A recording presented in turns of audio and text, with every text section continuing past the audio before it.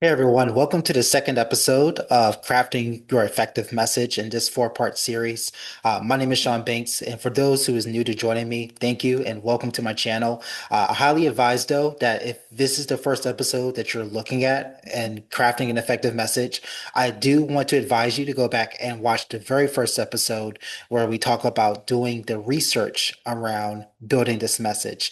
So with that being said, definitely go back and check out that first episode so that way all the pieces fit together.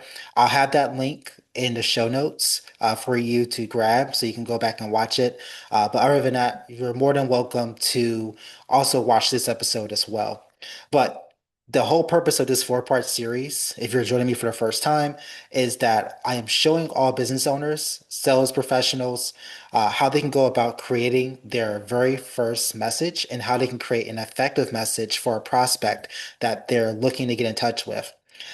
So, for those who are watching today's episode, there are three things that I'm looking to achieve with this episode. The first one is that we're just going to recap really quick what we discussed in the first episode in regards to research. And then the two other things that we're going to do is that I'm going to break down the elements of an effective message. I feel like that's really important for people to understand what goes into to a message as they're, writing it out, maybe as they're planning it out. And then lastly, I'm actually going to start writing the very first initial message that I'm going to send to my prospect.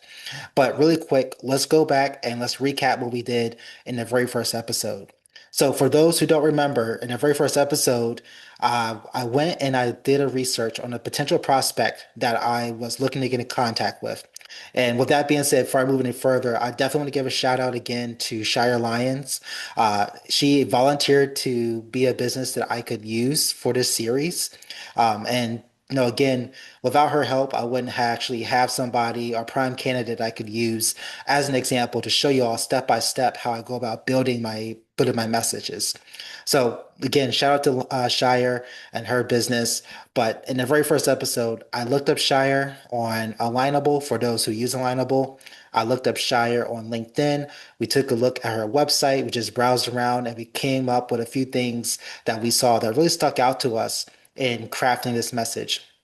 So that being said, I want to quickly recap what we looked at, and I'm going to share my screen. And again, for those who are maybe watching this on a mobile device, I encourage you all to watch this episode from a computer, just in case if the screen share capabilities does not come all the way through on your mobile device.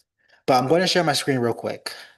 Um, and I'm going to actually pull up a Word document that actually displays the research and what I'm going to discuss today. So with that being said, you should be able to see my screen. I'm going to make this a little bit bigger. Now, this is just a Word document. I titled it Effective Messaging after the series that we're doing today. Now, if you look at episode one, Shire Lion Notes, I just went back and I just jotted down a lot of things that we saw in the research that we did. So, really quick, we saw that Shire has been in business for 8 years with Shire Lions Ads. She offers digital marketing services to small businesses. This includes services such as pay-per-click, web design, social media, and a lot of other things that she provides, with her business. We also noticed that her target clients are in the Connecticut area. We saw that she does have a small team that's working with her as experts that's probably working on her clients as well. Another key thing that I wanted to mention is that she has someone that does business development for her business. That person goes by the name of Robin. That's a key person that I want to highlight because she's going to play a role at some point in the messages that I'm potentially going to send out to this prospect as we are, building a cadence with them. We also saw that she does have an updated blog and website, and we specifically called out she works with service-based businesses. If you remember on her alignable profile, it said that she works with law firms, doctors' offices, restaurants, pretty much anybody who provides a service is someone that she considers a potential client. So, with that being said, I mentioned before that we have pretty much done the research. I have everything I need to put together an effective first message. But before we even do that, I want to break down the elements of an effective message. And the best way to do that is that I wanted to go and share with you all this acronym called SPUCS. Now, this is something that I've learned my in my current tech sales job. They actually provided this framework when I first started with the company as an SDR.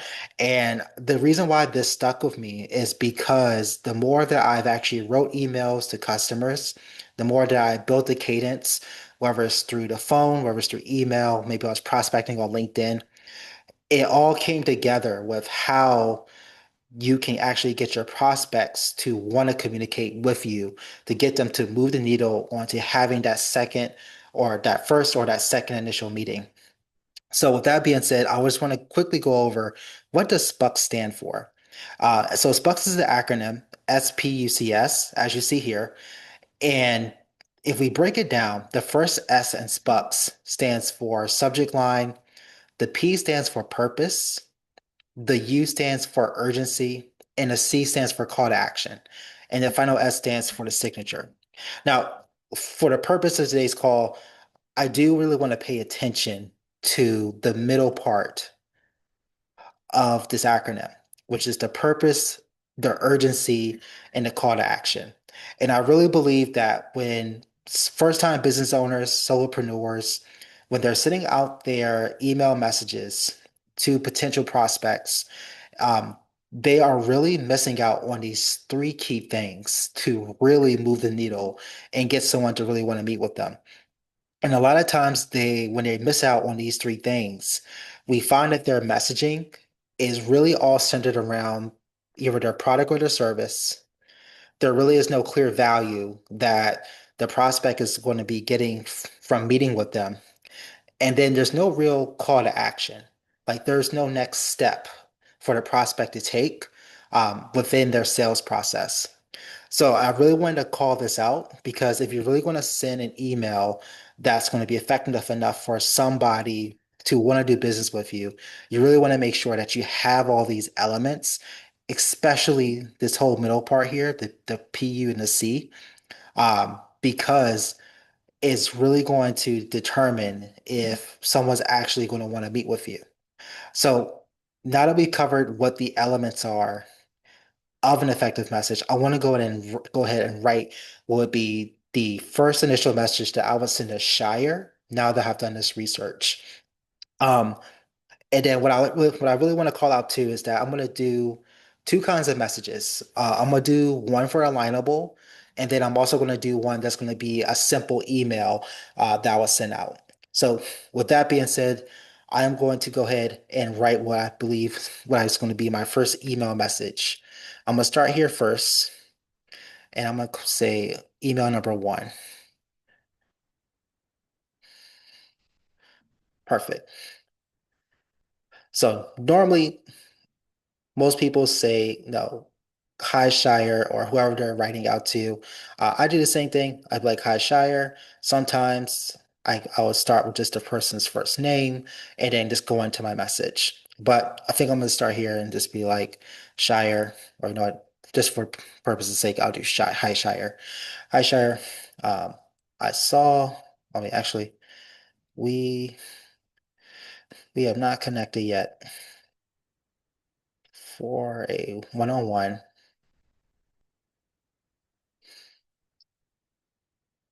However, given the research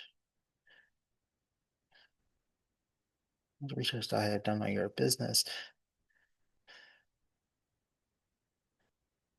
mm, I believe.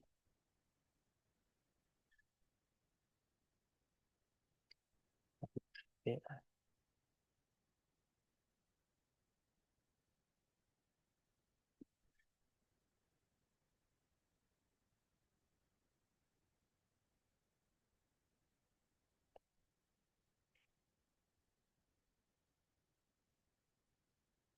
So this is going to be my first initial opening. Hi, Shire. We have yet to connect, or we have not connected yet for a one-on-one. However, given the research that I have done on your business, I believe there could be an opportunity for us to discuss a potential challenge that you may be having. So that's going to be my opener. Now, for my second paragraph, or what my what the next part of my email is going to be, um, a lot of businesses or a lot of business owners have said that lead generation and being able to take their leads through a full cycle sales process has been a challenge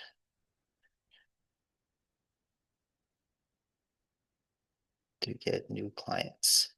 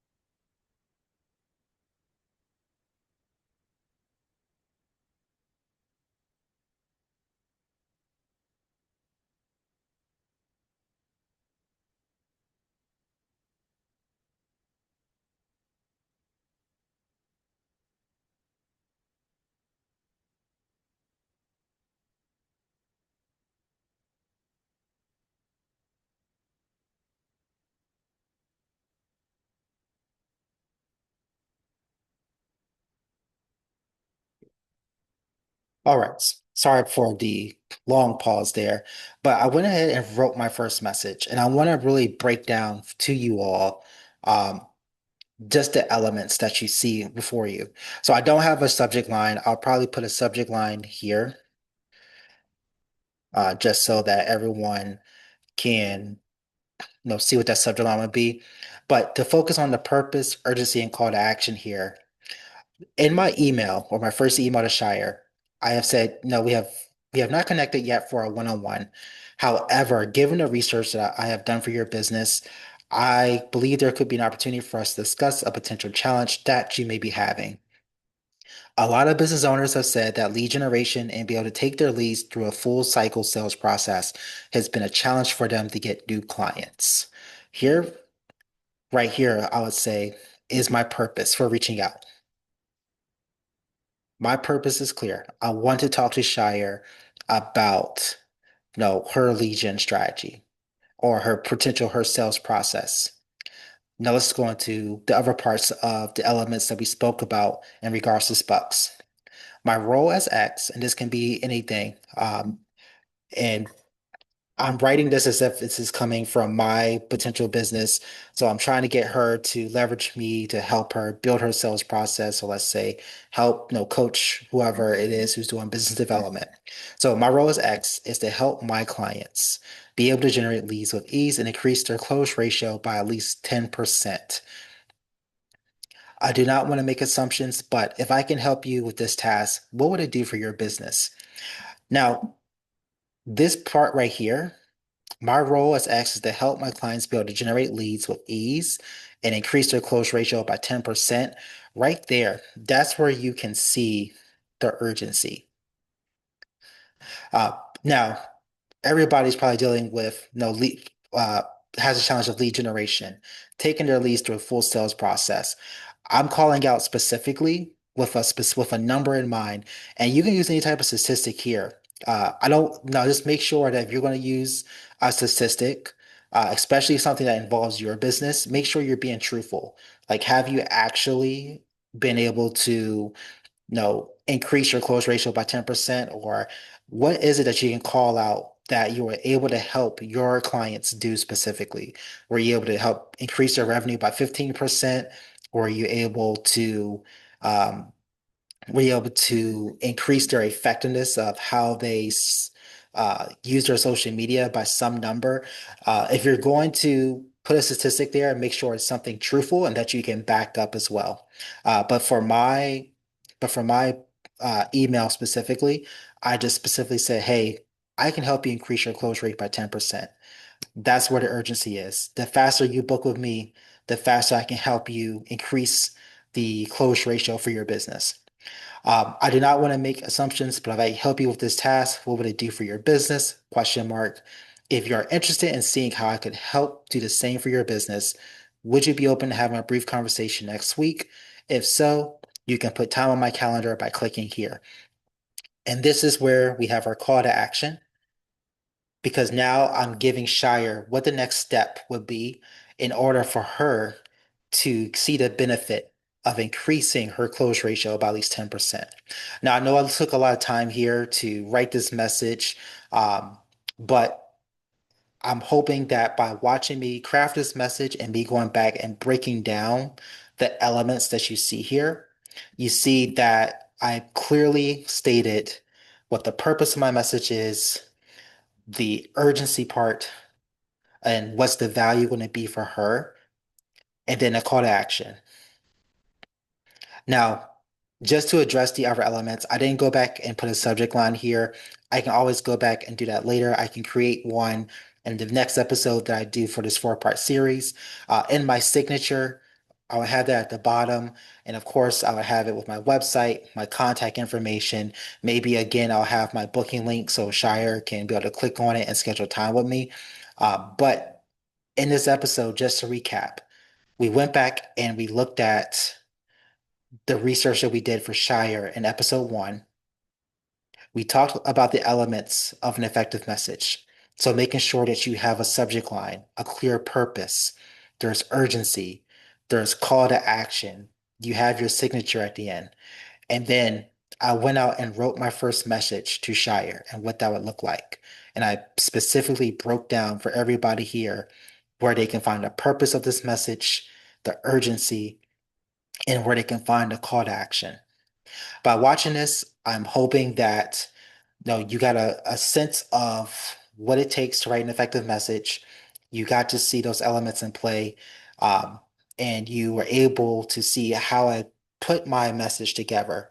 Now, for the next episode, which will be episode three, I want to talk about building a cadence, and I mentioned that a little bit earlier in this episode, but episode three is going to be one of the most important episodes to watch, especially if you're someone who does not take the time to actually go out and build a cadence or have multiple touch points with a prospect. So I'm looking forward to the episode, but to land the plane here for this one, uh, if you have any questions, if you have any feedback, please leave me a comment. If you really enjoyed what you've seen so far from the series, definitely give this channel a like, subscribe to it. If you have any specific feedback or anything that you want to see from me, let me know that as well. Other than that, I look forward to seeing you in the next part of the series. I'm excited for what we're doing together so far. But again, this is only as effective as the questions that you ask and as much as that you implement this in your own sales process when engaging prospects. So let me know if you have questions. practice this on your own. And if you want to, feel free to throw your emails into the comments and I can review them for you. With that being said, thank you for watching, and I look forward to seeing you in episode 3.